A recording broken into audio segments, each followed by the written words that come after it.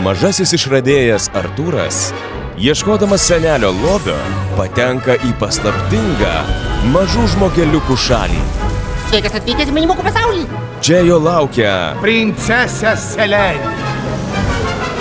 nepaprasti nuotykiai Gyvoja karalius! ir stebuklingos kelionės. Prisisekam saugos dirbus. Ir arrivederci, ta prasme. Didžiuliai pavojai Mes juos paskandinsim, sutriuškinsim ir sunaikinsim. ir smagiausi siurprizai. Smagumėlis. Net $80 milijonų kainavusi nuotaikinga Liuko Besono animacinė pasaka mažiems ir dideliems. Bingo! Artūras ir minimukai per Baltikumo auksinį. Sekmadienį 7 vakaro. Viskas gerai, kas gerai baigės.